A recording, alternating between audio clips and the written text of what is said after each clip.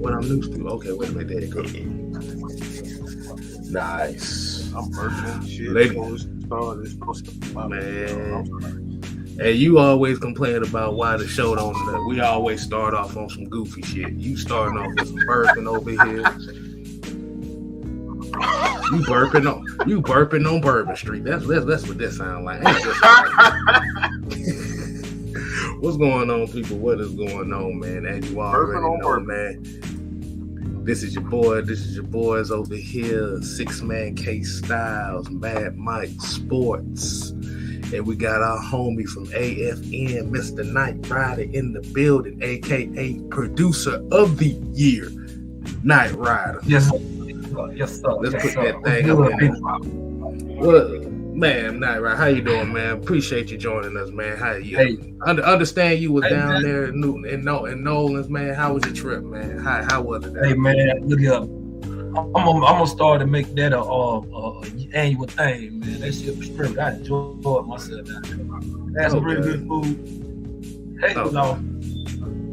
Oh, but, yeah. It is what it is. It is what it is, man. I enjoyed myself. What I'm tell you something.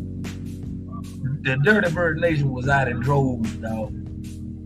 Better not hear nobody else say we don't travel. We was out there. We was outside, okay? We were there.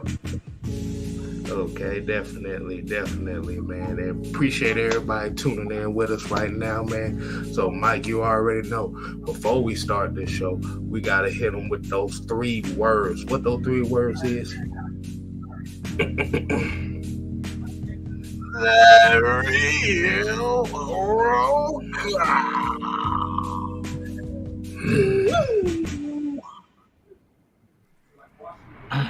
And today's roll call,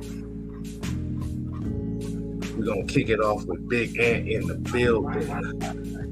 We got the home team in the building, Big Ant, Blackberry, Rex. We got the therapist, that's all AFN family, man. You make sure y'all definitely show them some love. We got Pat Norris, Joseph Thornton, Melvin Emery, Jerry Bowie, William Amy. We got Bubba Gump, Brian Peoples, Ghost Peppers, ATL Leo. We got Mr. 58 in the building, Jamarius. Y'all make sure y'all show him some love. We got Prince Kuba. I think that's how I say it right. Make sure I said that right. But it just sounded weird coming out of my mouth. Bobby Boys on 3, Dame DiBiase, Sherman Wood, Trick 650.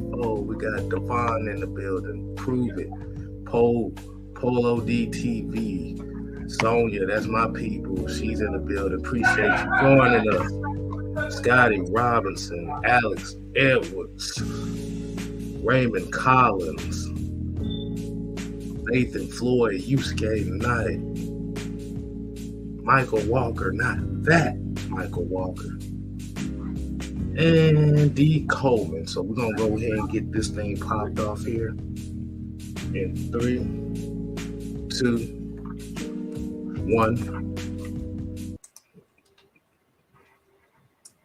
What's going on, people, man? As we already know, before we get this show started, man, we got some news going on here. We got some Atlanta Falcon news that we want to kick this show off with today. And as we're going to let Mad Mike Sports break us with the news that we want to kick it off with. Go ahead, Mike. Bless us with it. Well, as you guys, and I don't spell Knight Rider wrong, didn't. I know, right? They always misspell my damn name. No, but I want you guys to, first of all, the first thing that I want everybody to do is head over, and I put it in the wrong. You put it in the wrong thing too. The wrong damn place. I told y'all I'm bad with bro. I'm horrible when it comes down to that. But head over to this particular address, website, and vote for your boy, our brother, aka Jason Johnson, Knight Rider himself, and make sure that you guys support him as the producer of the year. Show him some love, man. We, like I said, man, we got a great talented team, a great talented audience. Show each other love, and this right here would definitely mean the world to not only him but myself, man. Just show us support. But another news update that came up: K Styles, get the grab it!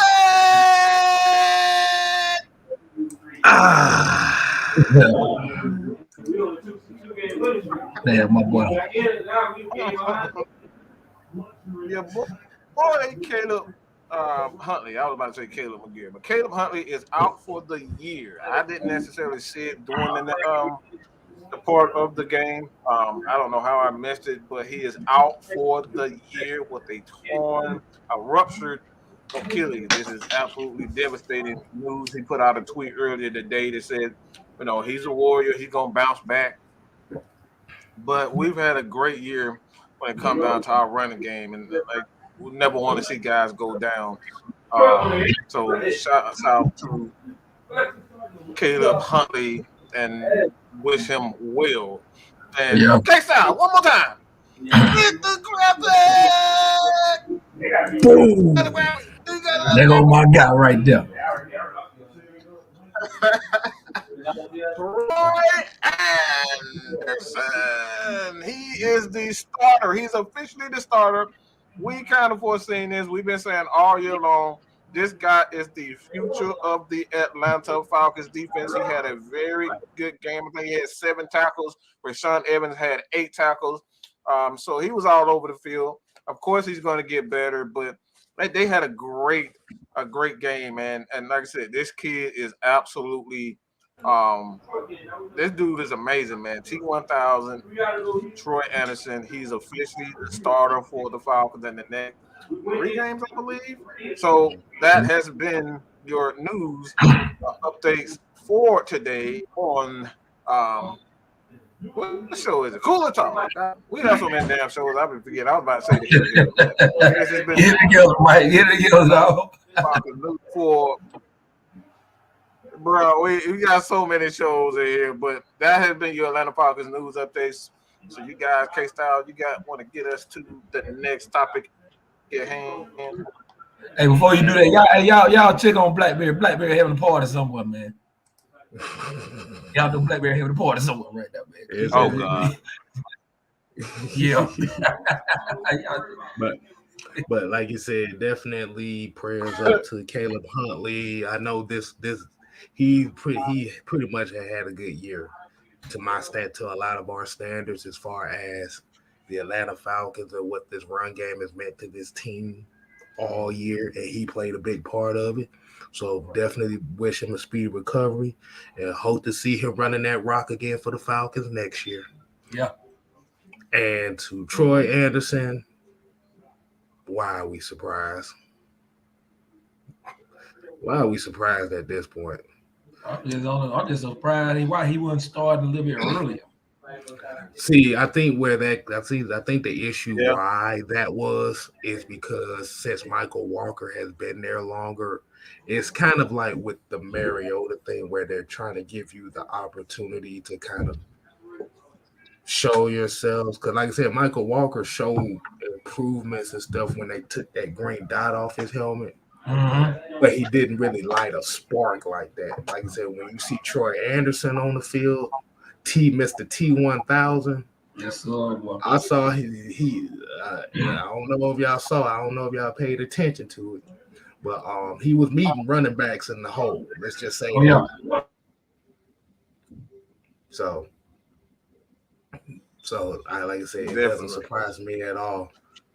And I think Mark Slareth or whoever, one of them damn commentators, made a comment about Michael Walker and coverage. Was like, he said, yes, I understand you're trying to play your deep zone, but if you sitting there looking at a running back, get right there, you attack the running back. You don't wait till the running back turn around and make a move before you attack. Yeah. So this is kind of like things right here where we see where Troy Andersen's pursuit of the ball carrier outweighs Michael Walker's athleticism. Mm-hmm. What you got on what you got on that night ride on those two news topics, man? Hey, look, I'm glad Troy Andersen getting that starting spot because he sure earned it yesterday, boy. He deserved it. Mm-hmm. I was in the stand talking cash money in my. I was Mm-hmm. like, uh-oh, watch out, number 44 back there, boy. Mama, that's a grown man. Y'all better be look out. Mm-hmm. Mm-hmm. Which I kind of expected that to happen sooner or later. But now with Caleb Huntley, I hate that happened to my boy, man. I feel like he should have had a few more opportunities to tote the ball. Because when he did run the ball, he was doing Mm-hmm. the thing. Mm-hmm. For that to happen to him, man, he just fell for it. And that Achilles ain't nothing to damn mess around with. Add Kevin Durant. Damn, that asked me. That shit sucks. He gonna tell you no lie. But yeah, man. Yeah, like I said, speedy recovery. Like I said, Troy Andersen, congratulations. That adds another guy, young guy, starting on our defense. So, and then I see people talking about Rashawn Evans and stuff. Don't be surprised you see Rashawn Evans in the Falcon uniform next year. I'm just Yeah, gonna don't say be that. surprised. Don't be surprised. Oh yeah. Too much of a leader. He too, like I said, he's one of the three top dogs on your defense right now. You can't get rid of that right now. But let's go ahead and get into it, man. As we already know, the Atlanta Falcons lost to the New Orleans Saints 21-18. And we unfortunately saw some plays that may not have happened or plays that had happened. But we also want to, before we start talking about Desmond Ridder and what our thoughts is on Desmond Ridder, we want to put the shine on Mr. Tyler Allgeier first. Boy, that boy had himself a game yesterday, boy. He had himself a game yesterday. You talking about grown man football? What did you guys think about his performance? Man, dog. Man, I was jumping for joy about Tyler Allgeier. Every time he touched the ball, I just knew he gonna be a bunch of folks bouncing off of him. He a hard dude to bring down, man. He kind of remind me of Michael Turner back in the day. Mm-hmm. You better have your grown man britches on if you square up with that boy, because he gonna run slam through you. Mm-hmm. He gonna run slam through you. You better have your grown man britches on. Right. And I think, and like you say, I think for me, it was no wasted motion going forward for him, and like you said, when they needed to lean on that running game, he took it, ran with it, and made you pay for it. Yeah, he did. And right now, he is damn near, like I said, he's on pace for almost 1,000 yards this season. Think about that for a second. Mm-hmm. Think he said he need like 230 yards. 280 yards away from break. Yep. Mm-hmm. That's crazy, man. Mm-hmm. So for rookie. So what did you? So go ahead, Mike. What? Explain to us as the people your thoughts on looking at Tyler Allgeier and the way that he ran yesterday.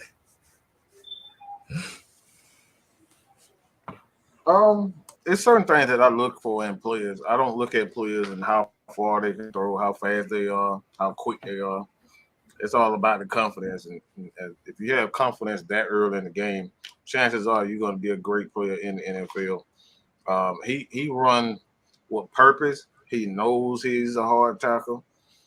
He knows what he can do, and there's no wasted motion in him. That's the best thing that I see in him. No way, just exactly what it is. He got, damn people. He's running to a spot. Sees that spot, like I said, no wasted moment. Like if you go back to that play where he was in the end zone, I think it was like on a 1 yard line or something like that, and they did it may have been a trap play, but he ended up bouncing it to the outside and not necessarily bounce to the outside. I thought he was gonna bounce to the outside, but what he did was he used his block and his feet. Those are the things that stick out to me. For a guy that size, he got great feet, man. One he got that I like most is his feet is just amazing. He's rarely off balance, and that's a lot of players, a lot of run backs. They're off balance. He's rarely, very seldom off balance.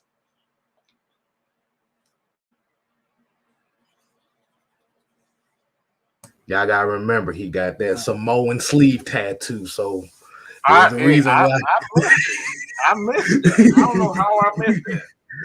He got that Samoan sleeve, bro. You know what they say about them Samoans, bro. He may not be, but goddamn it, he damn sure ran like one.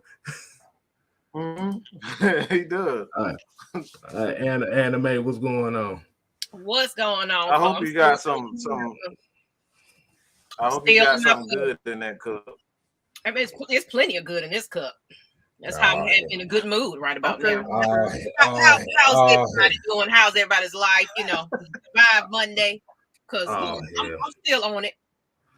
I had to get my drink on a little bit because I'm just not. Oh, wait a minute. Now what I had to experience in live in full color. I know he over there probably turning up a couple of bottles because. Shit, I mean, just a show with Boo Boo Steak, I did. Shit.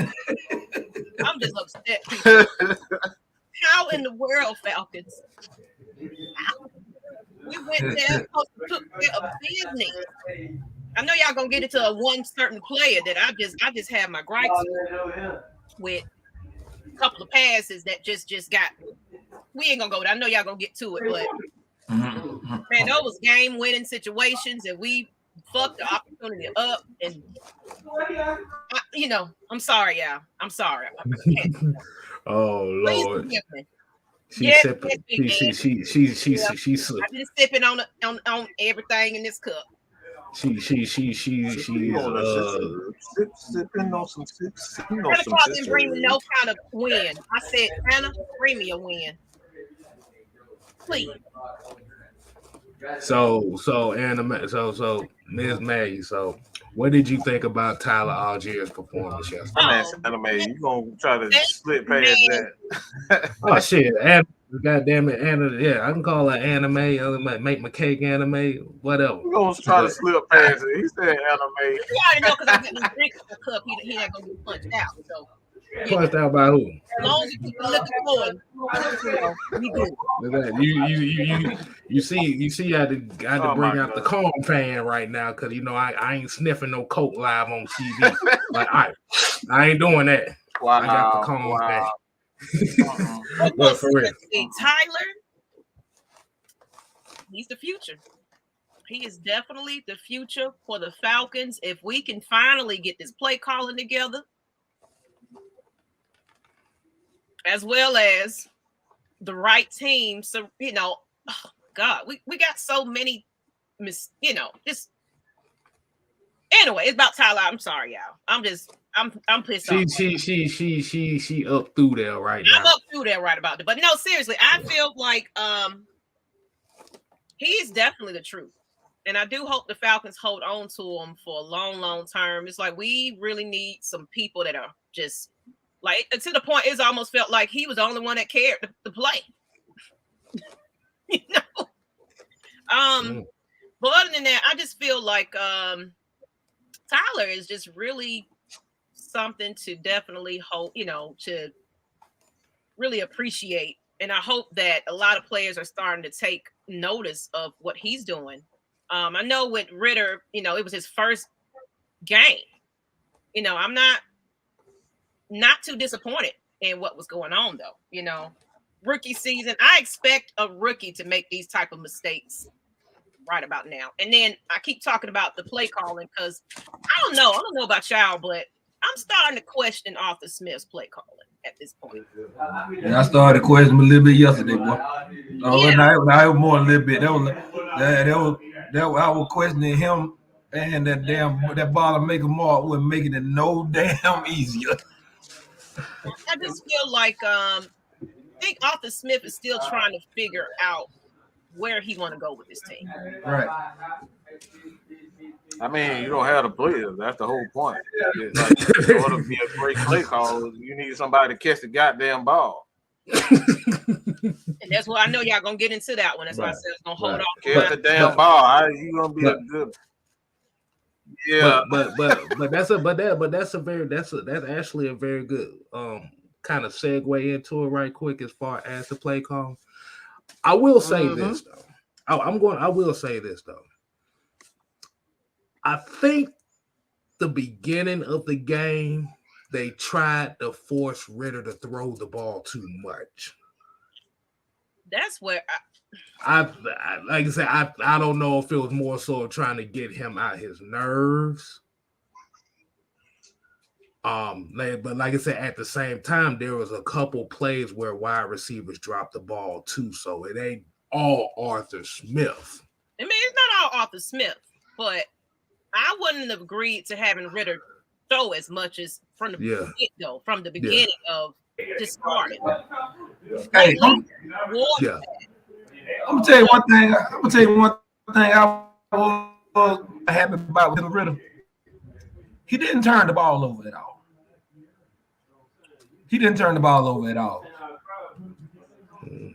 Let it been Mario. Mario probably would have dropped that thing like he probably would have dropped it like it had or something. Right. So, but yeah, so that I mean, even though he only threw for 97 yards, I mean, I hope ain't nobody had the expectation like he just gonna come out there and just sling it all around the yard, throw about 3 feet. Like he was going to be the saving grace in game 1. Yeah. Right. Yeah. Man, it's a marathon, not a sprint. Yeah. I think where a lot of people kind of talk about with the Arthur Smith thing, and I don't get, like I said, get Mike this thing. I think it was those Felipe Franks plays, the plays that these the first time we seen them bring those plays out this year. Didn't I say that? Now, didn't I say that once Ridder was going to be a quarterback, we was going to see a couple of changes? Might not be significant, but when the last time you seen Franks like that?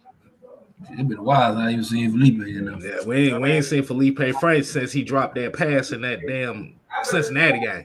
Right. They've been using primarily as a blocker, to be honest. Mm-hmm. He's a good blocker. That's for sure. He's a great blocker. He's still like 6'6". That's a big dude. Yeah. I think the problem is the players with Arthur Smith play call. It's not that he doesn't want to call better plays. The problem is when he calls shit, we get stuff like holding at the wrong time. Yeah. We get people dropping the ball like Cordero Haas did wide open in the end zone. So it's like he's forced to kind of dumb things down because guys aren't, when they numbers are called, they very seldom step up. And like I said, as a coach, you can't keep calling the same things if guys aren't stepping up. Like, in order for him to get better and more aggressive as a play caller, we need guys like Drake London to hold the damn ball. Like, you can't call the types of plays if he's not holding the damn ball. Mm-hmm. And then you got the holding penalty. He's at the wrong time. Like, it's a number of things. And I think the problem also what happened yesterday, and I think Knight Rider can kind of attest to it, that like as we know what New Orleans is on defense, is they're very physical and they're very man-oriented defense. Really, outside of Drake London, you really didn't have receivers really getting no separation They at couldn't get all. no separation. None. So a lot of those passes where you saw Ridder had to hold on to the ball a little bit more is a test to good defense by New Orleans as well. Mm-hmm. So it's a whole lot of aspect. I think like just with the Arthur Smith, I think those QC double reverse passes kind of came, like I said, it kind of threw everybody off guard. Looking like, yeah, that was the a hit. where the hell this play come from? Wait a minute, Right? He's in motion, but like I said, it's not necessary. I don't think this game necessarily. Where the play caller comes in is trying to hit those first out of those first 6 passes. They tried to hit it deep at least 3 times. That didn't sound right when I initially thought it coming out my head, but we just gonna leave it at that. Yep. So I did so it's just one of those things where, like I said, once those passes weren't hitting, then he went back to what was comfortable, and that was running the rock. What's your take on that?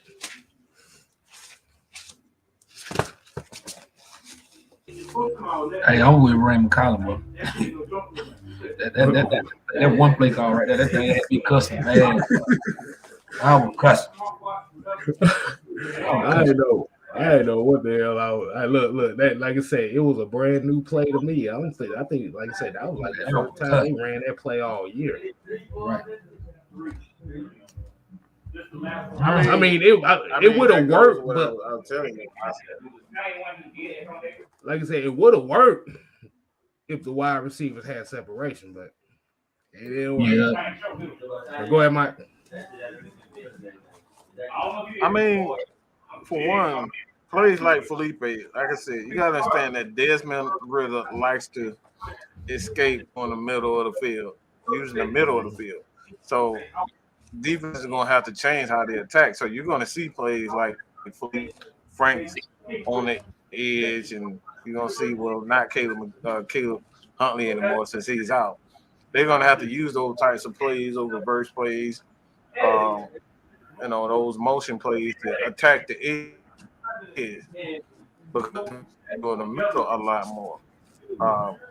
So you're gonna see a different offense. That's why it's like, don't get used to seeing the same plays with Desmond Ridder. It's gonna be completely different from what we saw in the Felipe Franks. As we saw, it was a much more group offense. Like if that play where the defender was clearly shielding the guy on the sideline, he was shielding the guy on the sideline. That's a penalty.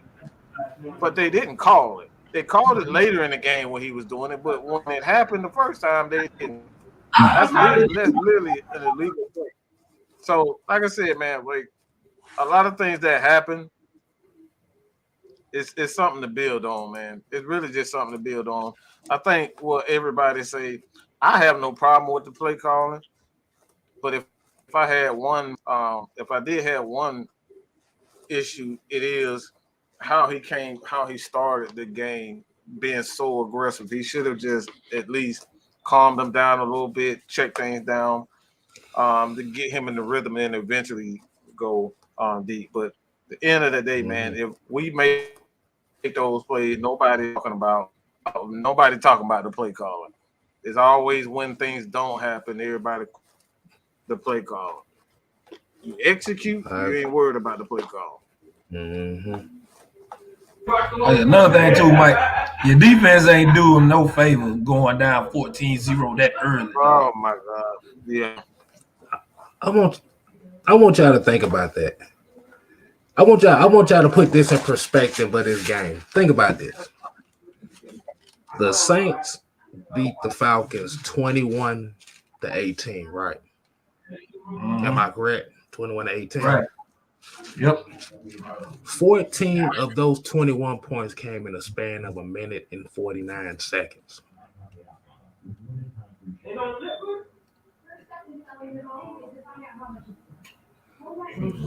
Now look at the game a little bit different now. Oh yeah. I'm gonna be honest with you, man. I think if Drake London had not fumbled that ball, we have a whole different conversation right now, dog. So yeah, that's where I think that's where a lot of the outrage is coming in right now.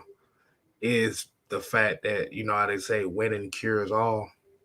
Like you said, you connect on one of those big passes, maybe it open up something more. If Drake London doesn't fumble that ball, we'd be talking about a either potential tying drive or potential game-winning drive. Yeah. Oh yeah. If Richie Grant don't act like he's playing Madden and trying to Madden glitch an interception, who knows? The Saints might not have scored a touchdown on the drive. They might have just kicked the field goal. Right. We'll be talking about the same. We'll be talking about that made me so mad. See, all you had to do was stick with the man. You had an interception. If you tried to undercut the damn ball and missed it, you jumped up with one hand. You gonna undercut things. You jump up with two hands, not one, bro. Mm-hmm. Wow, man, what the hell that was? This horrible technique. Hey, look. Hey, look. Speaking of somebody getting their asses murdered, boy, we didn't hear not one thing about Cam Jordan the whole goddamn game. No. Oh no. No.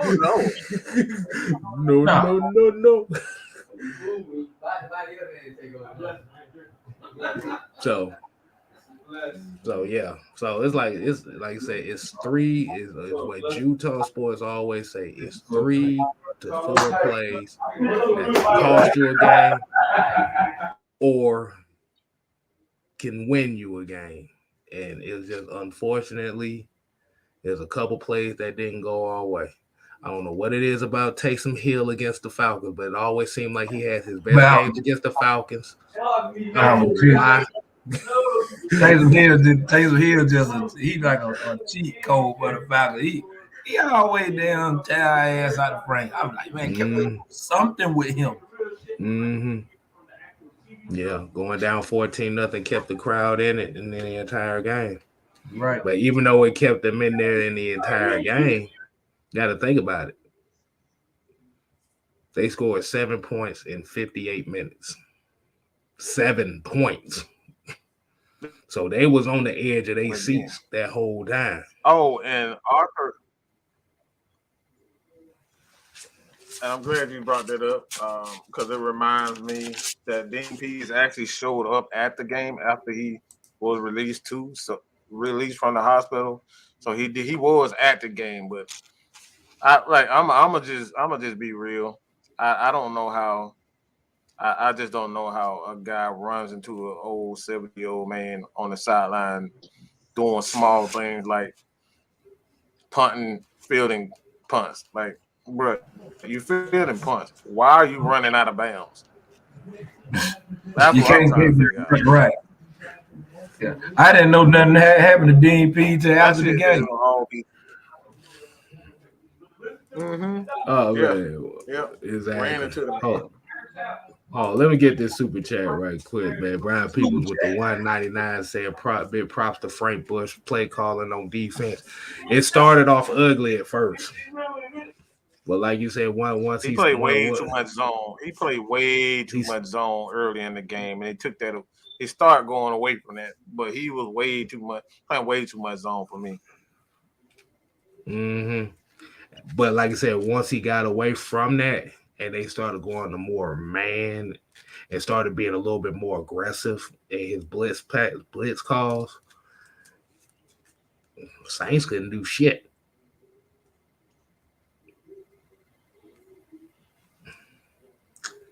What's going on, fellas? Well, what's good with you, man? What's good with you? What's up, what's up, dog? Hey, just enjoying my hangover from hollering at the TV yesterday. Hey, I'm about to feel like my boy in a few minutes, boy. Whatever. But that boy is getting it, boy. He getting it. Rhythm too. Exactly. Yeah, what's wrong with that? Hey, Mike, it was all you dancing off of Levert Casanova. Really? Yeah. Yeah. That's Bro. crazy. He was into it while like my boy bullshit. He playing the radio with him. Hey, shout out to Brian Peoples came with another 199. Said I called BS on that Dean Pease collision. It don't super Oh, test people. Get man. them questions in there. Yeah, They that seemed like they tried to take old Peas out, man. You know, y'all was trying to be a little dirty there. So wow, man. So you said you had to keep from yelling at the TV, man. So I guess we can go ahead and get your thoughts on what you felt from the game. What did you feel? Luckily, you know, I was on with Coach, and we were looking at the game, and I'm agreeing with Mike. Them first defensive runs, man, it was just like wasn't nobody tackling. They was square dancing on the line of scrimmage. You know, it's like every time they went to run the ball, we doing pity pad instead of hitting them. Like I wanted to hear some collisions. I wanted some people to get up off the ground limping. And I mean, like I said, I hate to say it, those first two runs, we got that Sukihana treatment. We got that Sukihana treatment. Yeah, that's true. And But like you said, after those first couple drives, once they started to settle down, like I said, yeah. AJ Terrell gave up no yards yesterday. Think about that for a second. Absolutely none. He gave up nothing. No, but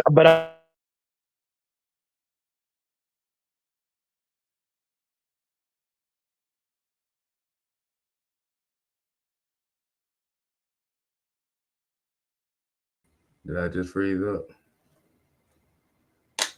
Derek Cutter tried to take us up. Man, damn sure did. Done moved the whole line up and shit, just like a mug, boy. Like, what the hell is going on? But yeah, you can I don't tell. know what the hell did happen. What the fuck? We just see Derek Cutter tried to get that screenshot of you making that face. That's what that was. Like, what the hell just happened? Like, how the hell did he get switched? That's what Dirk Cutter's eyes look like every time he tried to call a run.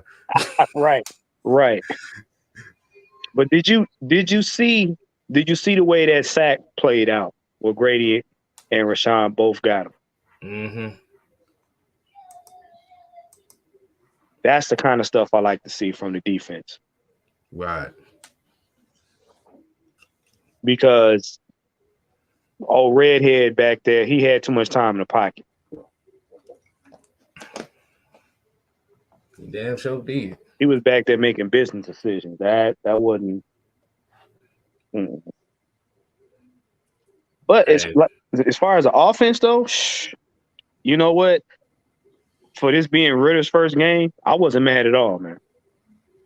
I wasn't mad at all. That young man, what play that made me earn the respect even more is that play where they sent him blitz and Ridder stepped up into the pocket and made a throw with two defenders basically in his face.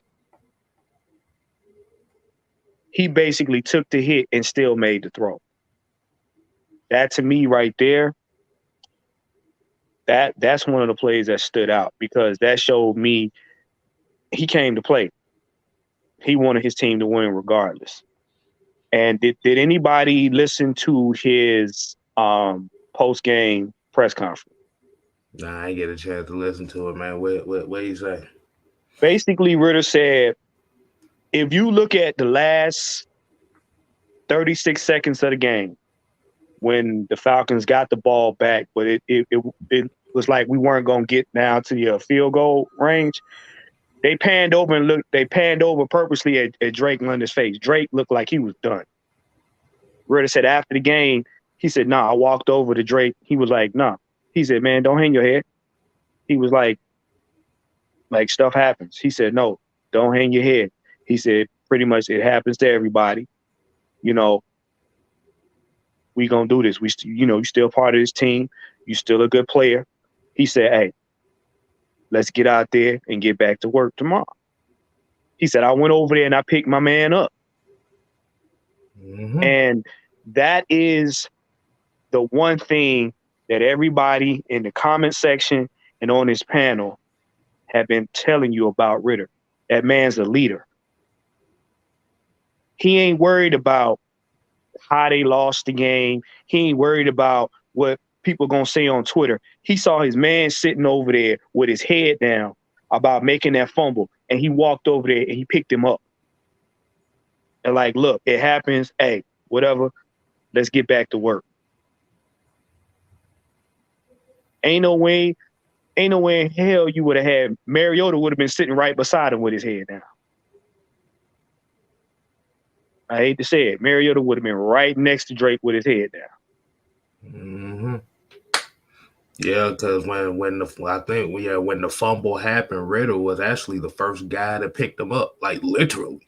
Yeah, he said that. He picked him up off the ground.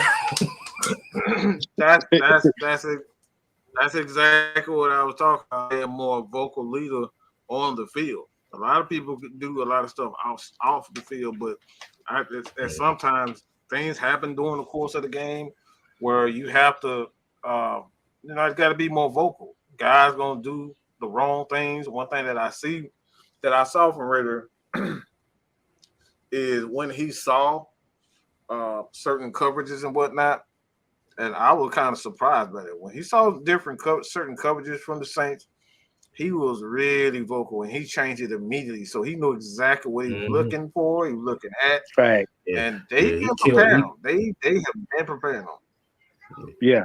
Yeah, he killed a lot of plays yesterday. He killed a lot of them.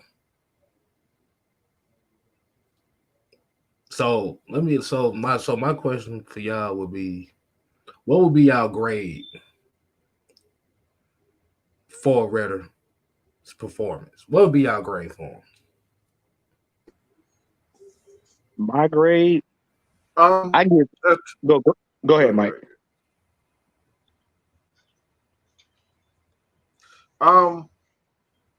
There's two things I look for in quarterback, especially young. One, where do you compare with other young quarterbacks? Well, young quarterbacks tend to struggle with being vocal.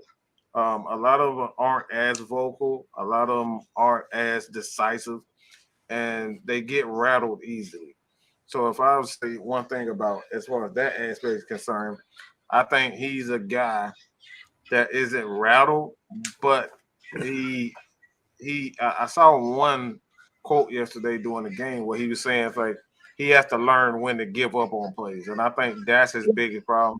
He doesn't give up on plays, and he'll make a bad decision, a bad throw because he doesn't want to give up on the play. So I'll say as far as that person, that aspect, I'll say a B for that.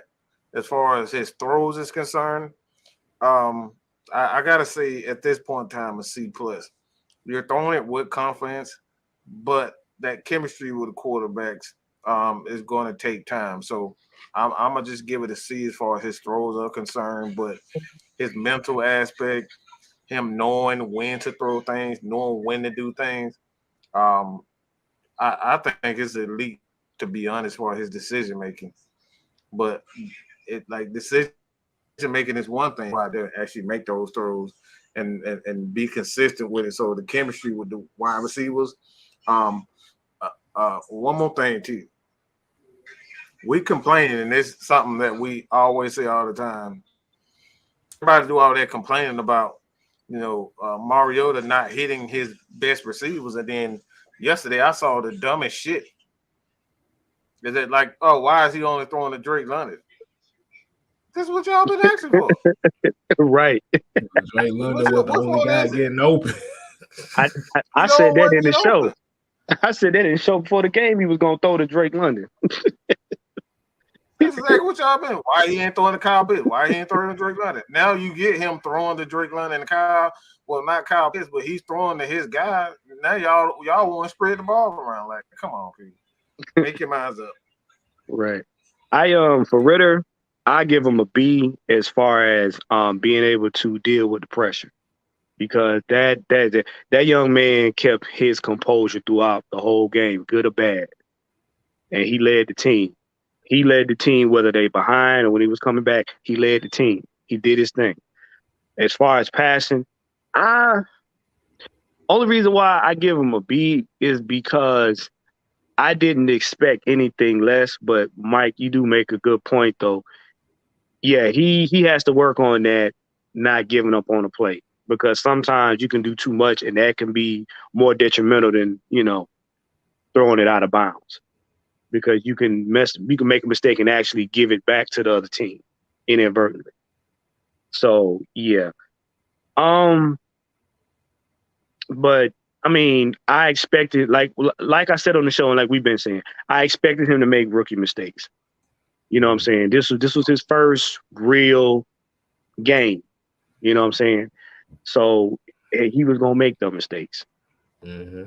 And what a lot of people got to understand when it comes to his passing, Ridder threw some damn good passes, but you got to look at OZ. They had certain players covered quite a bit that made some of his throws very difficult. When OZ went across the middle, them dudes was right there waiting on it. It was that one pass he made where it could have been an interception, but it went through the hands of the defender. So you got to pay attention. A lot of our players that they knew could make those catches, they had them covered. There's a couple of times he threw to Drake, and Drake was in traffic. Drake just happened to make the catch. So the Saints knew what we were going to do, or knew who he was going to go to. I hate to say it. That's why the running game was so deadly. Because even though they knew we were coming with it, they couldn't stop it. But that chemistry over time, it'll pick up. Because I told Coach, I said, only thing Arthur Smith is trying to do, and this is why people have a problem with his play calling, was he was trying to see what was going to work with Ridder. And then after he saw that them deep balls wasn't going to work, he was trying to do something to calm him down. Mm-hmm. And then once he got Ridder calmed down, that's when they went to the running game. Right. Let me say something right quick. As we already know with Desmond Ridder, he was 13 of 26 for 97 yards. Am I correct? Yeah. Okay, let me give you the target spread. Drake London, 11 targets. 7 for 70. Okay. His second best receiver, well, most yardage, was Michael Pruitt. 3 targets, 2 receptions, 20 yards. Okay. Avery Williams was third on the receiving. 2 targets, 2 receptions, 10 yards. Okay. Here's where it gets fun at. Anthony Fersker, 2 targets, nothing. Zacchaeus, 3 targets, nothing. Right. Cordell Patterson, 1 target. 3 targets, 1 reception, nothing. Demir Bird, 1 target, nothing. Allgeier, 1 target, -3 yards.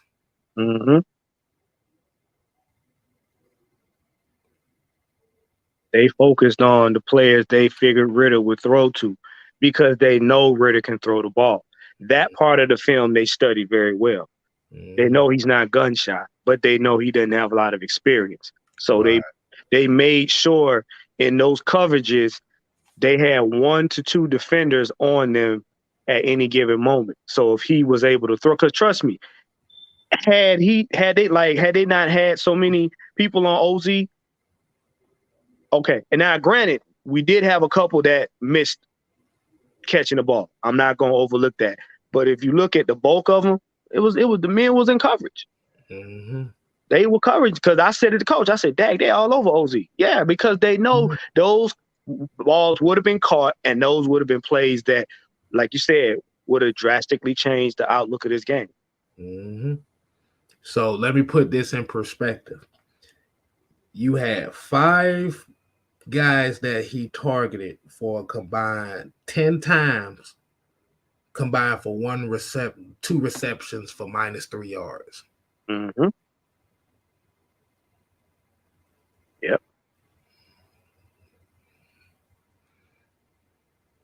And it was one particular play that kind of made me mad too. It was Anthony Fursker and his no route running having ass as well. Yeah. Oh my Man, God! bro. That boy sold Bruh. sold nothing on the Bruh. sold nothing on the slant. Boy, that was one of the I thought we thought Kyle Pitts was needed to work. Boy, that route, boy, that wasn't even a route run. That motherfucker just ran to a spot and just He did the whatever you like in the middle of the field. Hell nah. But yeah, man, like I said, it is a whole, like you said, the Saints defense was just they were just physical. They just couldn't out physical Drake London because he's a physical guy within himself. And speaking of physicality, let's go ahead and get into it, man. As we already know, the Falcons were driving down the field. They had a 4th and 5. Drake London, Desmond Ridder threw one of the tightest window slant routes I think we saw all game. Yep. And a 4th and 5 down by 3. Mm-hmm.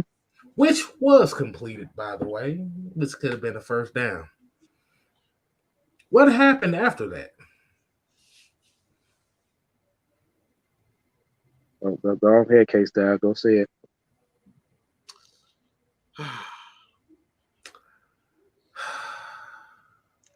I think Drake is gonna have to learn how to just know when to. It's not give up, but understand the situation. Yeah. Mm-hmm. He has a poor understanding of the situation. He just trying to do too much. Mm-hmm. It's like the Tyson Fury. What's the guy? Dang it. The other heavyweight. Deontay Wilder. Like Wilder just want to go in there and throw haymakers, but he doesn't understand that Tyson Fury is a guy that likes he'll jab you, put his body on you, do those type of things. He's a technical boxer. Deontay Wilder is not. Tyson Fury is a physical boxer. Yeah, he's just gonna use his bigger body to wear you down over time. And you going there and trying to throw these haymakers, you're just playing into them. So over time, you're going to get tired because you're just swinging for the fences. And that's the thing with Drake London. He just goes in there swinging for the fences, and he doesn't understand situation. You got to understand your opponent. That's the biggest thing. These guys, Drake, you like 6'4", 225 pounds. You got to understand that these little guys, they can't physically match you. No. So what they gonna do? They're gonna do the peanut punch and knock that ball out. You got to understand that. And for whatever reason, he does not understand that yet. Yeah, that technique, because I said it on the show. When you're a receiver that big, the first thing you do is you catch the ball, you secure the ball, then you do what you got to do. It's cool to catch it one-handed, but when you basically what got the Saints over was experience. That's what got them over, because you could tell certain techniques. That's just like when you see Allgeier running in the traffic, he got that ball protected and he got a grip on it because he know he gonna get hit. When you're that type of physical receiver, you got to grab the ball, protect it. You can't do that pretty trying to keep. You can't play keep away with smaller receiver with smaller defensive line. They gonna knock it out. Mm-hmm. Yeah, man. And like I said, Drake London was having a good game. And he still had a good game. Like I said, we ain't even knocking on him for the game he had. It just and like I said, the thing is, like you said, it's just the situational awareness, man. Like you said, you already have the first down. Mm-hmm. It wasn't like you was moving forward. You was running. He was running lateral. He did one of them Calvin Ridley steps going sideways. Right.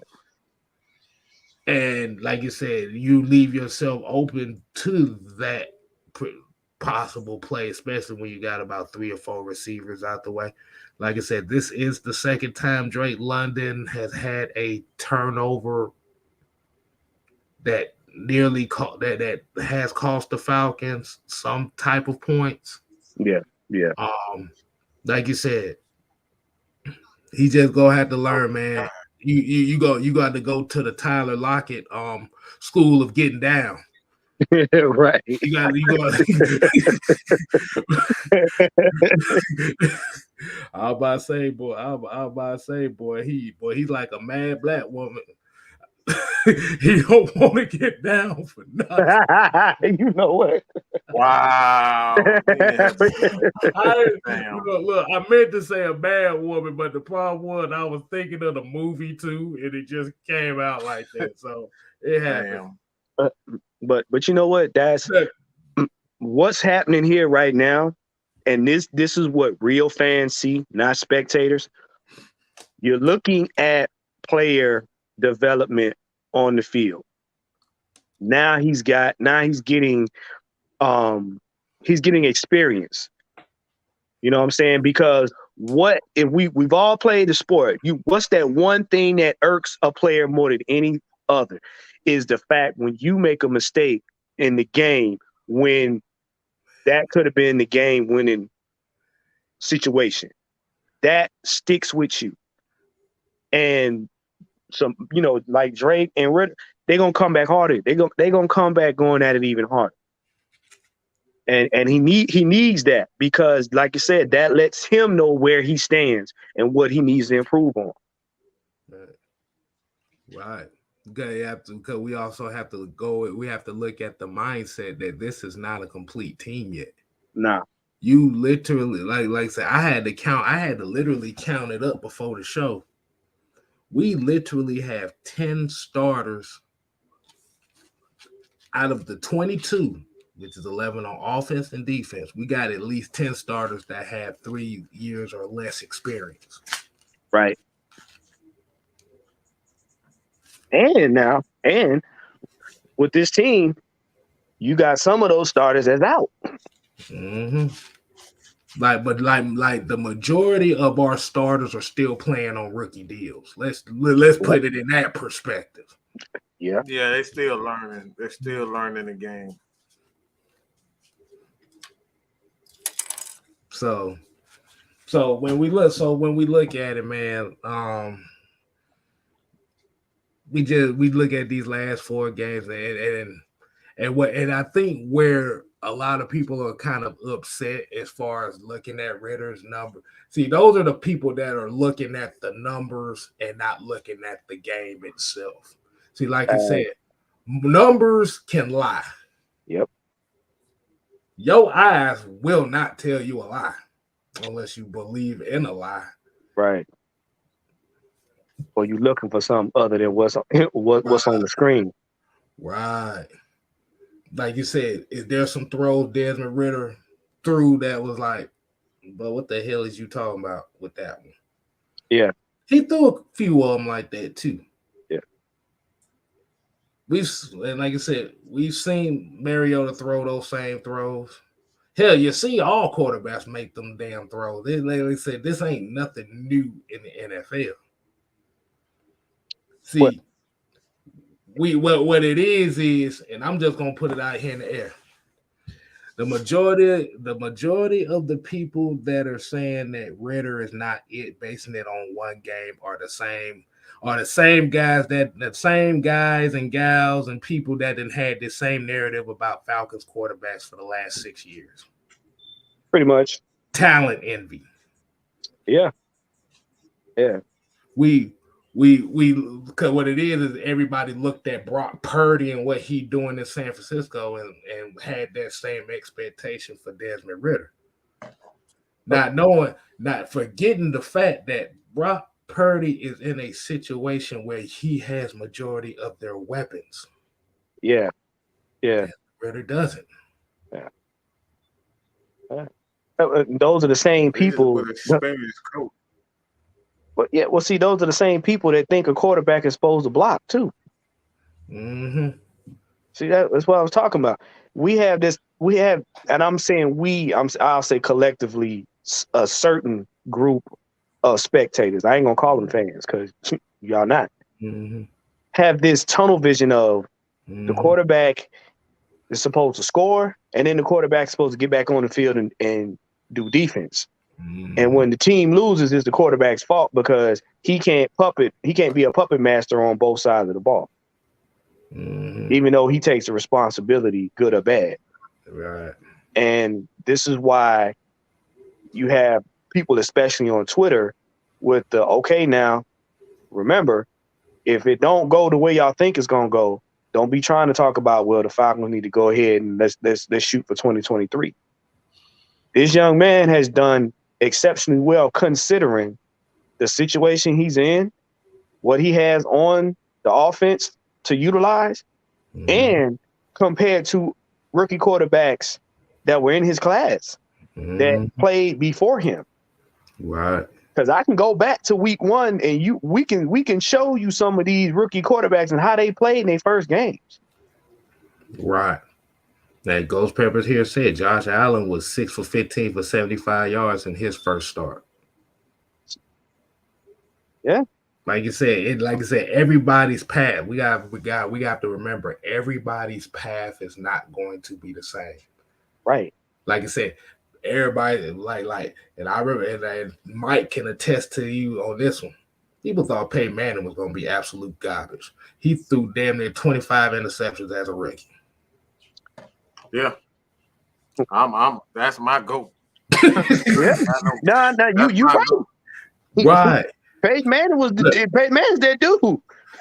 Oh, and let me put this out here too. There's one Hall of Fame quarterback there's one quarterback that's in the Hall of Fame right now whose original team gave up on him and took them years and they regretted it for years. Yeah.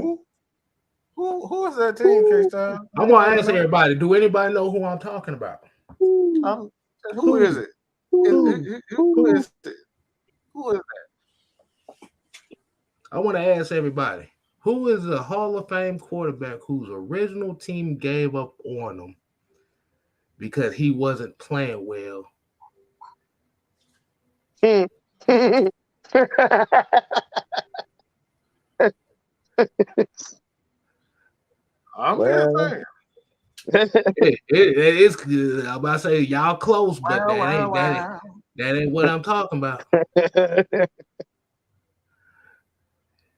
Is everybody ready for the answer? Yeah. It's not Brett Favre. Although that was funny. People forget Steve Young was drafted by the Tampa Bay Buccaneers. Ooh. Ouch.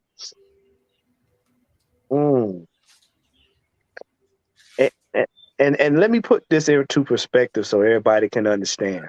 Now, hold on. Let me say this. Let me put this in the narrative. I'm not comparing Desmond Ridder to Steve Young. We're looking at the situation as it folded out to be. Okay, you see. Okay. You got to put that disclaimer out because, like I said, sometimes people is slow and they not going to look at what I'm trying to say. Right. Now, remember week 1, 2, and 3 for Justin Fields? Remember that? Mm-hmm. Imagine Justin Fields having that kind of situation, but having to play yesterday's game. You kind of see where I'm coming with. You see where I'm getting at with this? Mm-hmm. That shows you this man's skill set and fortitude for being a rookie. Mm-hmm. That's why I tell people when they ask me what you thought about it, I'm not upset. Mm-hmm. They just got over with experience. That's all it was. And it was an unfortunate opportunity that Pease was out of the game, but they got over on experience. Period. Mm-hmm. That's all it was. That's why I had a couple people out there in Twitter land. When I tell you, I had some Aints fans literally screenshot what I said week 1 about the Aints, and they came back, and I looked at them. I was like, "Yo, you want a cookie?" You showing me screenshots. I'm like, y'all still not a playoff team. I'm like, put this in perspective.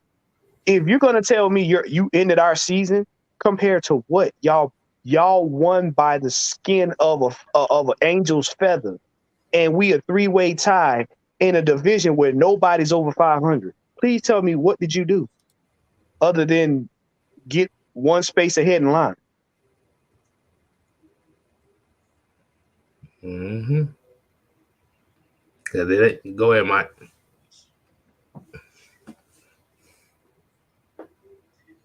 This comment really bothers me. So was Justin Fields. They ain't balling, but his trajectory is up. Based on what? Right. He's a running back. Right. He ain't a quarterback. He ain't throwing the ball worth a damn. No, he can't. He can't throw the ball worth a damn. Who said his trajectory is up? His highlight reel is up. Right. Not the trajectory. Right. They still 3-11. They still right. 3-11. Right. Because if that's the case, then what ball did he throw on the Atlanta Falcons that made a difference? Please tell me, because I was at the game. Please tell me what I didn't see in live and in person, because that young man ran around like a rag doll with his head on fire. He was, and if you gonna sit up here and tell me he can throw, please explain to me how he throws to his own. He hits his own lineman in the back of the head with the ball, right in front of him. Ridder ain't hit nobody in the back of the head with the ball ever. Let me read these numbers real quick because I want to really reiterate this. The man literally has worse numbers than the guy who got benched. Passing numbers, by the way. Remember, passing numbers. Passing numbers. He got worse passing numbers than the guy who got benched. But we up here talking about his trajectory is up. Because he got a 1,000-yard receiver in Darnell Mooney. He's got a decent enough tight end and got a hell of a running back there. That tight end is hella good. He ain't even fucking decent. That's a good ass tight end. My Cole Kmet. Yeah. Mm-hmm. Yeah. That dude is a star in the making, in my opinion. Mm-hmm. But, we'll see how that goes. But he's a damn good tight end. If y'all don't want him, we'll take him. Mm-hmm. Yeah. So, like I said, let's see what we're having the conversation here is we're basically telling everybody. We can't. Look, my bad. Oh no! I'm gonna let you get to that, but like I said, what we're saying here is, if your expectations was to see a 350-yard passing game and 17 touchdowns in this game, nope.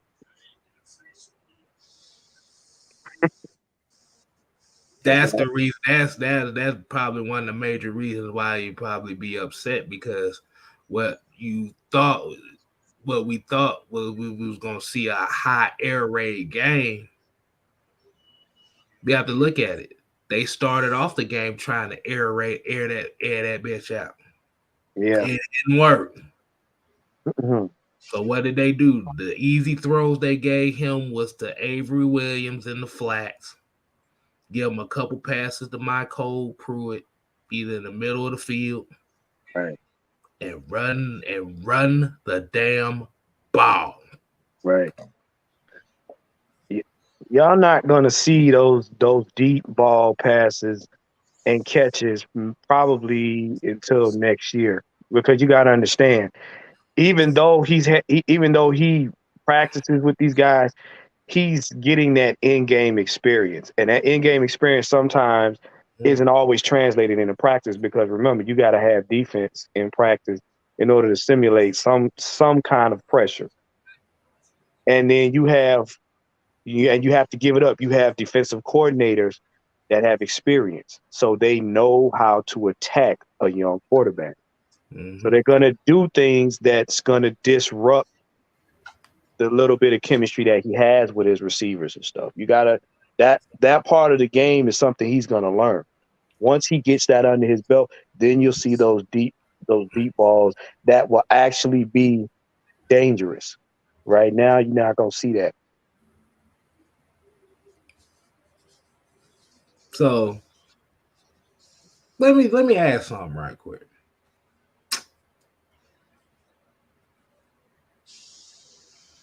And this is gonna be kind of going way out of left field when I ask this question.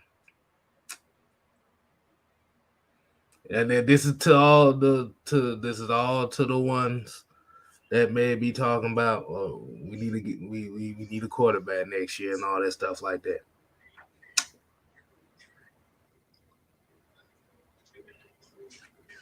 Would y'all rather have Desmond Ridder or Tim Tebow?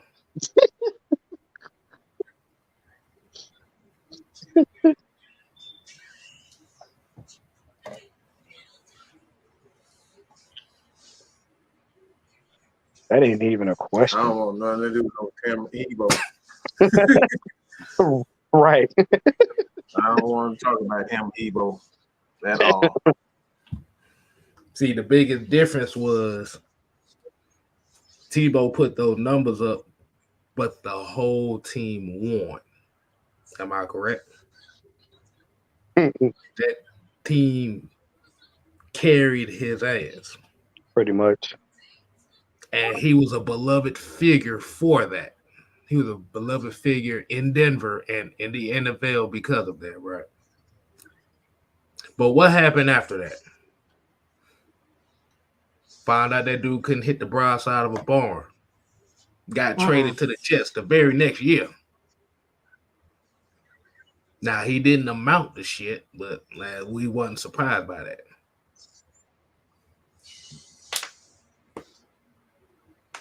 Let me make this clear. Like, every time we speak on your comment, we bring up your comment. We're talking in general. Unless we actually say you itself. Yeah. Get out your feelings. We're speaking in general. So I just want to say that. Because your comment ain't the first time we've heard that. So we heard it, right. We hear it in general. Right. Don't you hear that every other week? Like you said, Mike, every time we win, you don't hear nothing about Arthur Smith. Right. As soon as we lose, Smith need to be fired.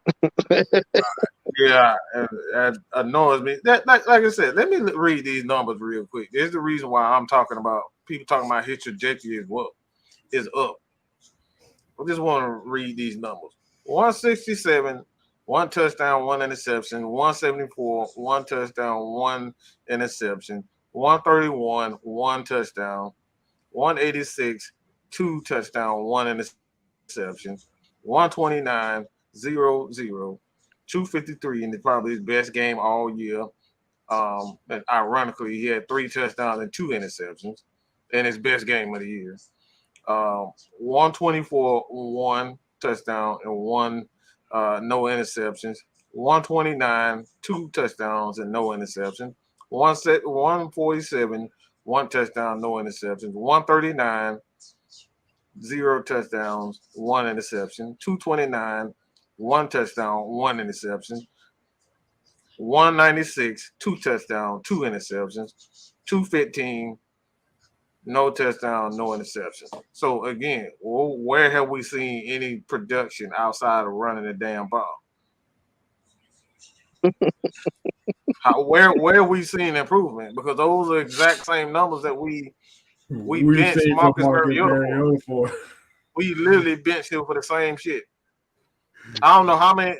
Look, let me count how many 100-yard passes. 1, 2, 3, 4, 5, 6, 7, 8, 9, 10 games this year. Well, it's like the 13th game. Yeah, 10 games out this year. He done had 100-yard passing. So we up here talking about his trajectory is up. Seems like a straight line to me. If you take away those running numbers, is he really worth it? If you take away those running numbers, let me ask you. That's a question that need to be asked. He ain't even on the radar if you take away them running numbers. If he had 300 to 400 rushing yards, would this argument still be the same? D called me that shit for this. He said Tebow to go. Bro could go 3 for 13 and 2 touchdowns because it's in God's plan. Nah. Mm-mm. Hold on. My Don't bad. blame it I on. made a mistake. Hold on. I made a mistake. Those were, oh my God, those were actually Marcus Mariota. My bad. I was looking at both of these guys. It's actually a lot worse than what I just said. Those are Marcus Mariota. Let me show you guys this. Those are Marcus Mariota. My bad. I made a mistake here.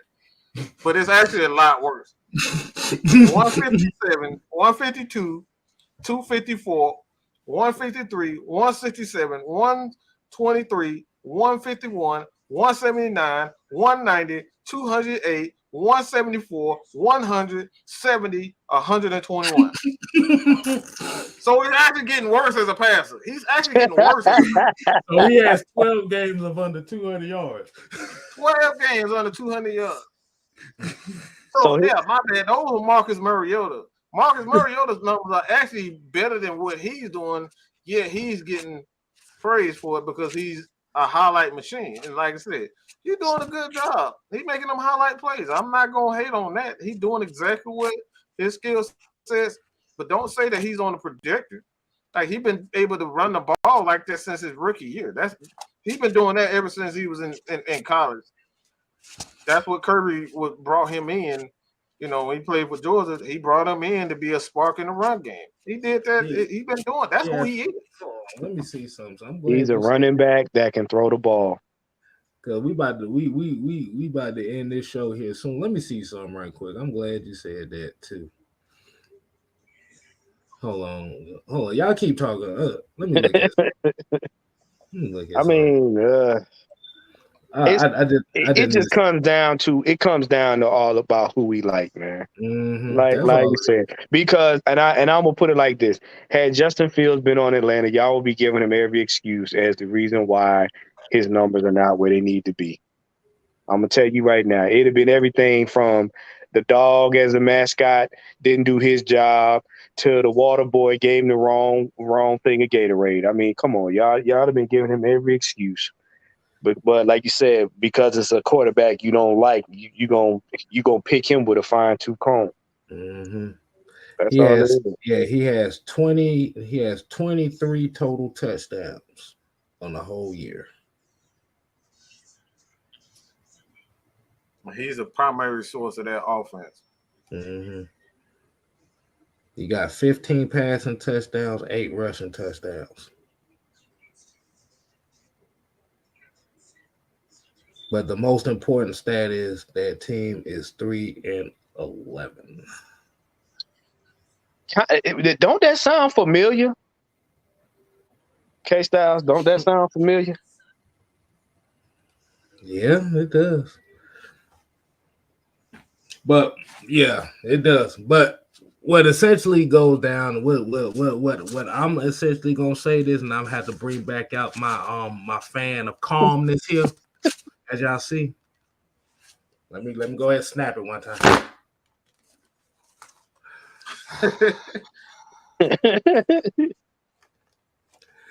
The issue that we see here is it essentially just comes back down to the same argument, the same argument and the same talking points we have seen as far as the quarterback position for the last 6 years. If one guy doesn't do it this way, we hope for another guy that can do what that guy doesn't do. Then you figure out that guy can't do what that guy's supposed to. Now let's get to the next guy to hope that guy can do what that guy can't. Hey, K-Styles, why you look like a church lady, with your fan? Well, as the Lord tells me as I'm sitting here in the pew, give Desmond Ridder a chance. Amen. Amen. Well.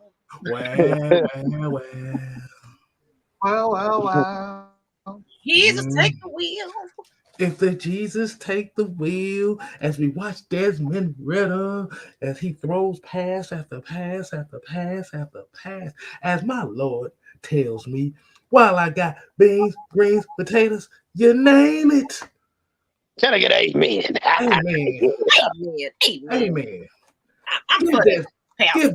Give Desmond Ridder a chance. Give him a chance. Give him a chance for 2023 too. Bless his precious heart. Bless his heart, everybody. I told you, bro.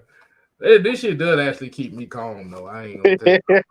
Whatever you got to do to, take your, your stress away. Because these Falcons just, they make you drink and put out the church fan and pray for them. And man, I'm just telling you, man. Anthony Fersker made me mad with that route running, bro. He made me mad. Like I said, Richie Grant and his Madden glitch play he made that he tried to make that didn't work. That made me mad. No. I'm gonna tell you what got me. Michael Walker with that walk on by non-tackling crap he did where he ushered the man into a touchdown. Bruh. You know what? Michael Walker on one play pissed me off. He was supposed to hit the tight end. When does Michael Walker? He's supposed to hit the tight end. He runs into He runs into the guy. He runs into he ran into Ed McKetty. And every carry had to make the adjustment. So, bro, you on the outside, you supposed to jam the guy. You didn't even jam him. Mike, literally, they showed the replay. It was Michael Walker all by his damn lonesome, and it was the running back. And he he literally looked at the man, bumped the man, and pushed the man to victory. And how do you let this man just go by you? Hey, look, man. Like I said, man, I'm used to Michael Walker by now. Like that, Michael Walker makes some bonehead plays too. He makes some good plays, but bruh, let me read these again. Let's read this again. Rewind to the people in the back. You had, okay, we're going to take Drake London out of this. You had 3, 5, 7, 10, 13. So if you take Drake London's targets and yards out of the equation, you had 1, 2, 3, 4, 5, 6, 7 receivers combined for 15 targets, 5 receptions for 30 yards. No, 27 yards, actually. That ain't even a quarter of the season. That ain't even a quarter of the season. Let me read that for the people in the back again. You had 7 receivers. I want everybody that's watching here. I want y'all to write this down. 7. You got 7 receivers combined for 15 targets for 5 receptions for 27 yards. 27 is a magic number. Yes, it is. It's a magic number.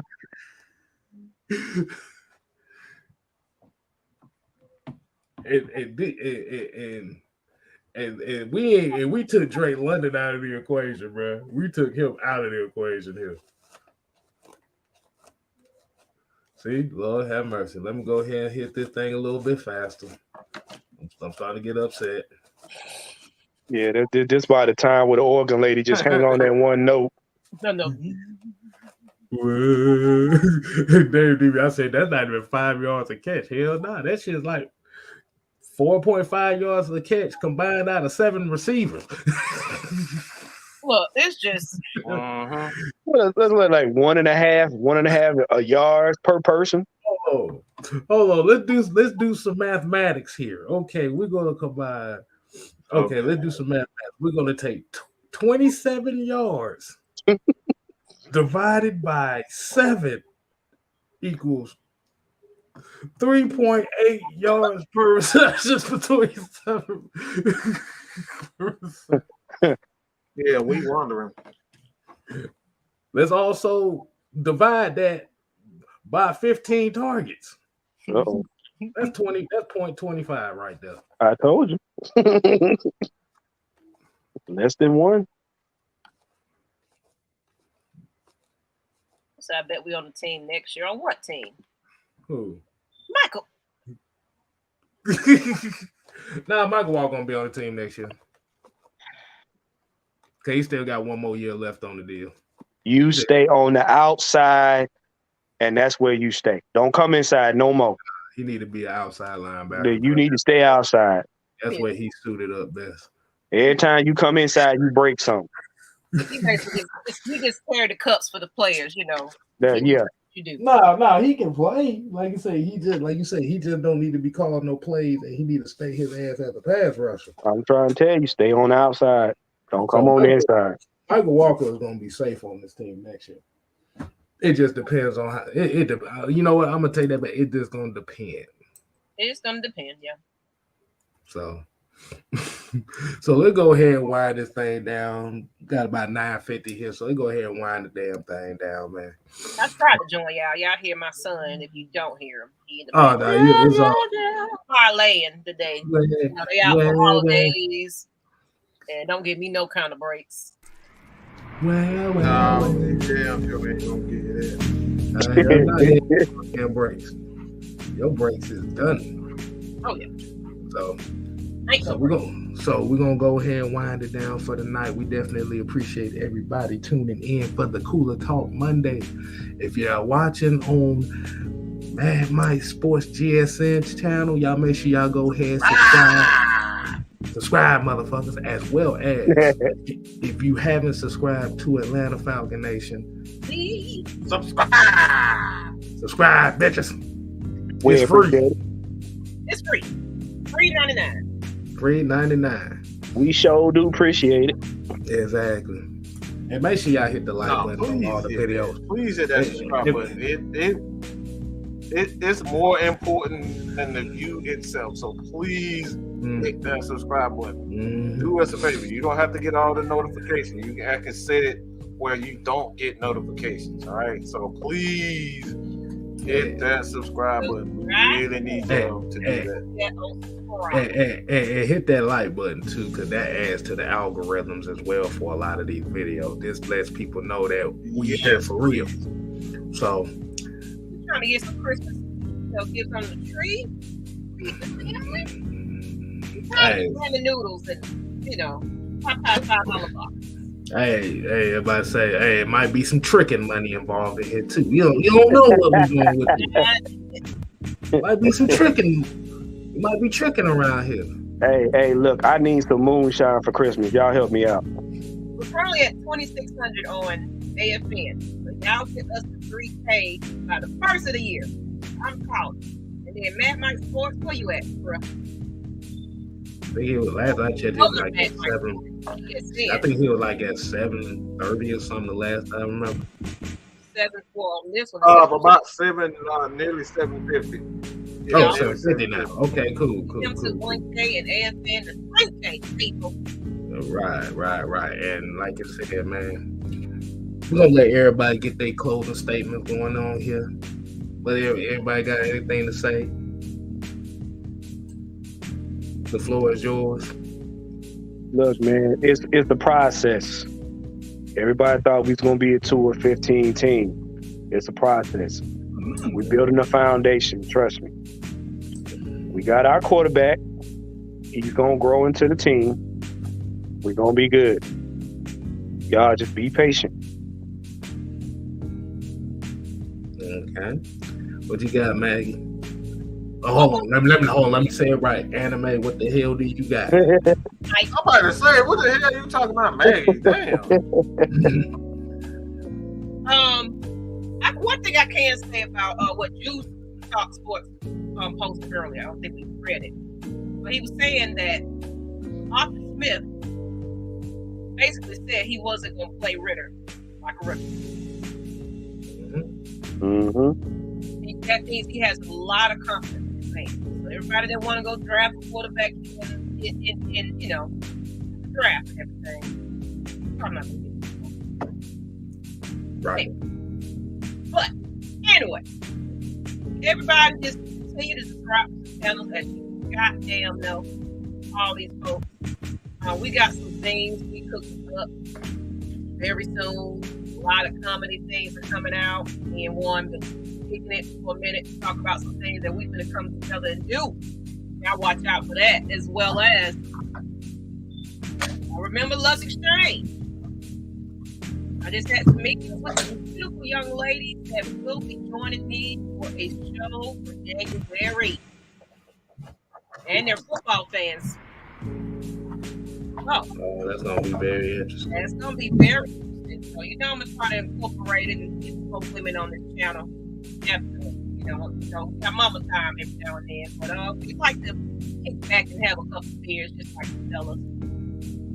So be on the lookout for that. That's all about mental health, everyday life. We're gonna get one Mr. Therapist, Mr. Todd Therapy. Might be a little segment that me might do, kind of, get this out there. We're here to hope and make people. Yeah, man. And if y'all decide y'all ain't gotta throw dollar bills, but the cash that will be activated. So we'll talk about that later. Oh yeah, we will. AKA private sessions is an auto with the cash. Meat rub. Oh man. It's gonna be called relaxing anime. Right. I need to put the sword. Hey man, go get that position right there now, girl. That's what I'm calling. But for real. But for real. Go ahead, Matt, Mike. Let me get this right quick. Let me get this right quick, Mike. I'm gonna let you close it out. No, go ahead, Mike. I'm gonna close it out. Go ahead, Mike. Nah. I just wanted to say this one phrase. I'm let Mike go next.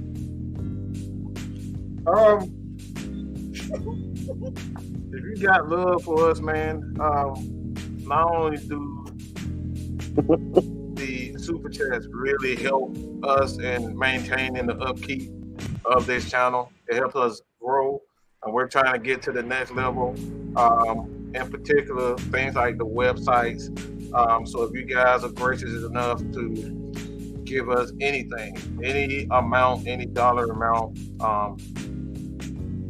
really truly does help. We want to continuously grow this for not only, it's mainly for real Falcons fans, man. It's the real Falcons fans out here that need true representation, because I'm tired of D-Led. I know Tori McElhaney came in and tried to she tried to sweet talk it a little bit, but she's even sick of his ass, all right? So we got to get rid of these big mouth ass pieces of shit as reporters really don't. They're looking out for their own best interest and trying to go out their way to make the team look bad.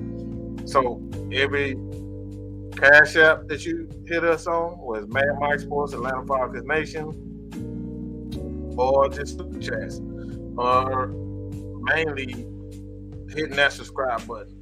Those are the things. If you guys have love for what we're doing, you appreciate what we're doing in any way, shape, or fashion, we really truly appreciate those aspects more than anything. You guys are always here for the most part, almost every single day that we're going live. Even when we aren't live, y'all asking us questions. Hey man, when y'all gonna put out a video? When y'all gonna do this? This is how you guys can continue to show us and make sure that we continuously grow, because it's a lot of negative bullshit, and we see there's a lot of negative bullshit with even our fan base. So we are here to truly represent you guys. So those are how you can support us, and that's all I got to say about that. And D-Led, let me ask you a question real quick. Why the hell did you cut off Tori McElhaney? See, Mike. What happened was, sometimes my head's full of marbles. I wanted to get my side out, and Tori knows what she's doing, so I guess I'm stupid, and it's just what it is. Tight, a little tight. Wasn't that? I don't know. You know, you know what's kind of difficult to talk when you're wearing Tom Brady's jockstrap, but oh yeah. I'm sorry, but D-Lib be sound like Porky's head out in this motherfucker, boy. I swear. Man, wait. That's all. Yeah.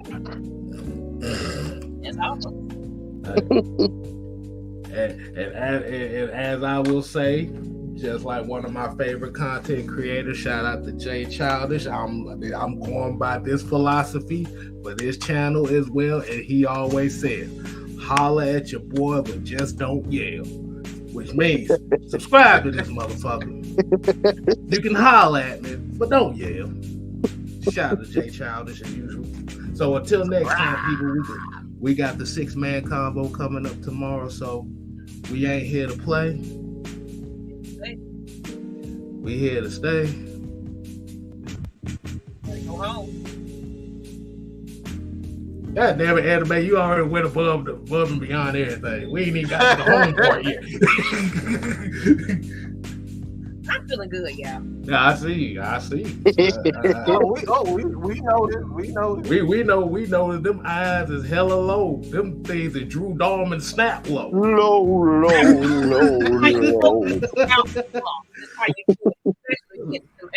Just a little bit. It just hurts a little bit more. I ain't okay. Boy, she got them Drew Dahlman eyes going on right now. Them things is like. That damn smile, just smirking like a motherfucker. I ain't smoking, so I'm gonna do that. Maggie over there got them old Christmas songs. Have yourself a merry little Christmas. Then you gonna see a big ass picture of Eartha Kitt come out of nowhere. Talking about Santa baby. Santa baby. Oh, a little bit in my cup for me. Holidays are back for real. Enjoy life. Exactly. No Like I said, you ain't gotta go home, but you gotta get the hell up out of here. 6-man combo tomorrow. Drink up to that. Happy holidays, motherfuckers. Happy holidays. Happy holidays, yucca. Santa Claus. You ain't nothing but a bitch.